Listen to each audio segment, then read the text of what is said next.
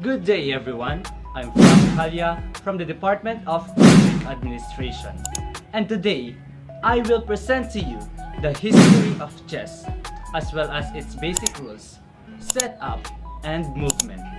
So without further ado, let's get started. Chess is one of the oldest and most widely played games in the world and has attained a cultural and intellectual significance that few other activities can match. Chess is being said that the game for geniuses because the intellectual capacity of the players is a must needed for this game. But did you know how the game chess originated? Chess as we know it today was born out of the Indian game Chaturanga. Around 1,500 years ago, the game chess started in the north of India and then spread throughout Europe and the biggest continent in the world, which is Asia, and eventually evolved into what we know as chess around the 16th century. The first international chess tournament was held in London in 1851.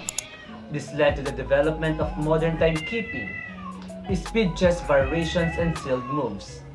Moreover, there are saying that the majority of the people agree that there was no just one individual who invented the established game until Wilhelm Steinitz became the first undisputed official world chess champion in 1886.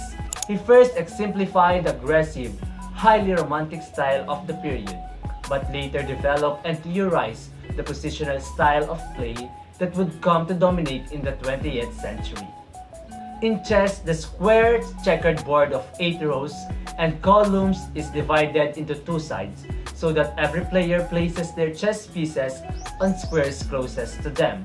Speaking of chess pieces, each player or side has 16 chess pieces comprised of a king, queen, 2 rooks, 2 bishops, 2 knights, and 8 pawns.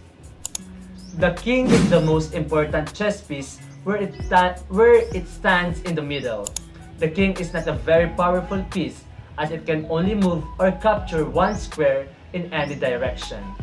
The goal of a game of chess is to checkmate the king. When a game starts, each side has one king. White's king is located on e1 while black's king starts on e8. The king moves from its square to a neighboring square. Next is the queen. The queen is the most powerful chess piece.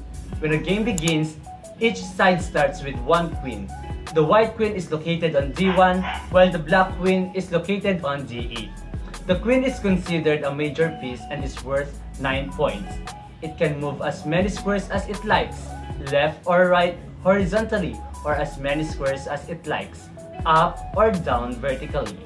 The queen can also move as many squares as it likes, diagonally. Other than the queen, the rook is the most powerful and direct of other pieces and is worth of 5 points. Each side starts with 2 rooks, one on the queen side and one on the king side, because rooks are the guardians of the kingdom. All 4 rooks are located in the corners of the board. It can move as many squares as it likes, left or right horizontally, or as many squares as it likes, up or down vertically. We also have the knights. Each side starts with 2 knights, a king's knight and a queen's knight. When a game starts, white's knights are located on b1 and g1, while black's knights are located on b8 and g8. The knight is considered a minor piece and is worth 3 points. The knight is the only piece in chess that can jump over another piece. That's why they are the cleverest pieces in chess. It moves 1 square left or right horizontally and then 2 squares up or down vertically. The knight can capture only what it lands on, not what it jumps over. Next are the bishops. Each side starts with 2 bishops who stand guard on either side of the king and queen. The bishop is considered a minor piece and is worth 3 points.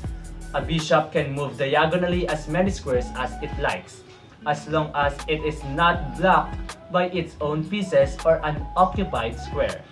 An easy way to remember how a bishop can move is that it moves like an X shape. Lastly, the children of the king and queen, pawns. When the game begins, each side starts with 8 pawns. The pawn is the least powerful piece and is worth 1 point.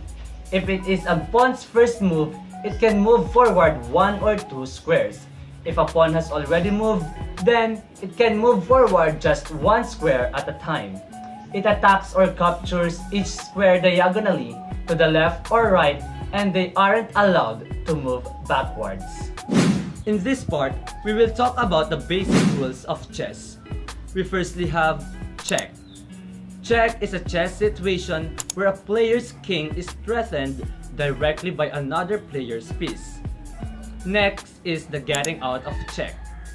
The player can get his or her king out of check through blocking, escaping, and capturing the threatening piece. Then, checkmate. Checkmate is a situation where a player's king is threatened directly by another player's piece and has no way to defend him by escaping, blocking, and capturing the threatening piece. The game is over when someone makes a checkmate move. Moving on, the draw. A draw will be called in chess if there is a mutual agreement, threefold repetition, the 50-move rule, or if there is insufficient material. We also have another type of draw in chess, which is the stalemate. Stalemate happens while playing a game. Neither side wins or loses, and the game ends in a draw. It occurs when one player isn't in check, but also cannot make any legal move. Every tournament will have a time control. Time control is how long each player has to complete their portion of a chess game. Lastly, the end of the game.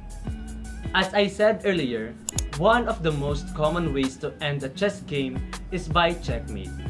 So the number one goal of a player is to make a checkmate move so that he or she can win the game.